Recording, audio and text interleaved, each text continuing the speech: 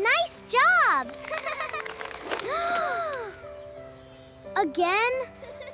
My legs feel shaky. My thoughts feel loud.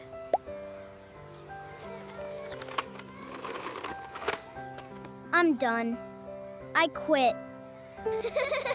Everyone else can do it, except me. Pause. Break it down. Try one small step.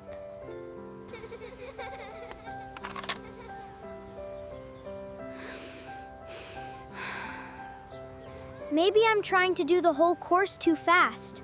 Maybe I can just practice turning first.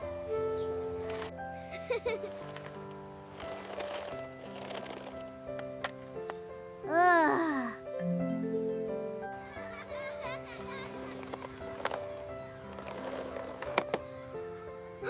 I did one.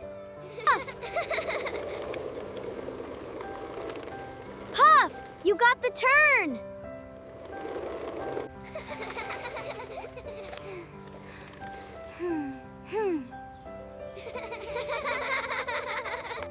I still felt frustrated, but one small step helped me keep going.